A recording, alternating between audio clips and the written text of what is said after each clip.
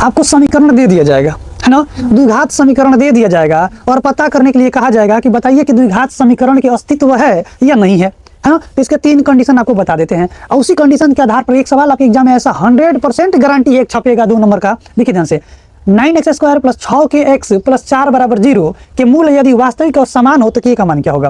तो पहले इसका कंडीशन समझ लेते हैं फिर सवाल को बनाएंगे। तो कंडीशन के 3 कंडीशन क्या जानना है भाई मेरे, अगर कभी भी मूल का अस्तित्व समान होगा, सुनिए ध्यान से 3 कंडीशन सुनिए बाबू। अगर d यानी कि विवेचक, अगर d का मान सुनिए बाबू 0 से बड़ा होगा, सुनिए तो d का मान अगर 0 से बड़ा होगा तो क्या कहेंगे बताइए, कहेंगे बाबू कि मूल जो है बाबू, सुनिए ध्यान से, मूल का सुनो, मूल का अस्तित्व होगा। क्या कहेंगे बाबू, सुनिए, मूल का अस्तित्व होगा, है ना। सुनिए बात, ये बहुत जरूरी बात है बाबू, है ना। और साथ ही साथ क्या कहेंगे, 0 से बड़ा है तो मूल का अस्तित्व होगा और असमान मूल होंगे। क्या होंगे बाबू, देखिए असमान, देखिए असमान मूल होंगे। ये बात सुनिए ध्यान से, असमान मूल होंगे। और दूसरी बात सुनिए, अगर d का मान बाबू 0 के बराबर हो जाएगा तो याद देखिए मूल का अस्तित्व होगा, लेकिन बाबू, लेकिन क्या चाहिए बाबू, और मूल समान होंगे। क्या होंगे बाबू, जो यहाँ पे मूल होगा वो मूल क्या हो जाएगा, तो समान हो जाएगा। तीसरा कंडीशन, d का मान बाबू यहाँ पे 0 से छोटा हो जाएगा तो भाई अस्तित्व नहीं होगा। ये याद रखिएगा, मूल का क्या बाबू, अस्तित्व, अस्तित्व क्या चीज, अस्तित्व नहीं होगा, यानी कि अगर मूल ज्ञात नहीं किया जा सकता है। मतलब टोटल क्या, d का मान निकालेंगे, अगर d का मान 0 से बड़ा आ गया तो अस्तित्व होगा, d का मान 0 के बराबर होगा तो अस्तित्व होगा,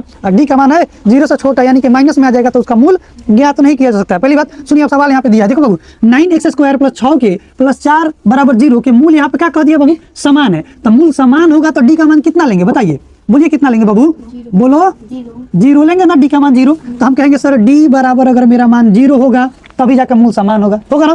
तो d का सूत्र क्या होता है बताइए, तो आप कहिएगा सर कि b² - 4ac = 0, कहेंगे ना, d के बदले में सूत्र ही ना होता है जी। अब b का मान, हई वाला मान हो गया आपका a, हई वाला b, हई वाला c होगा। तो ये b की जगह कितना है 6k, तो लिखिए यहाँ पे 6k का क्या करेगा स्क्वायर - 4, a की जगह क्या बाबू 9, c की जगह क्या बाबू 4, 4ac हो गया ना इतना। अब बराबर क्या दिखाएंगे बताइए, 0 दिखाएंगे, 6 का स्क्वायर करने कितना है बताइए, 36k² होगा जी। अच्छा माइनस, चलिए तो 9 देखिए यहाँ पे 9 चौके 36, 36 चौके कितना होता है तो 144 होगा ना जी, 144 बराबर क्या चाहिए हो 0 आएगा।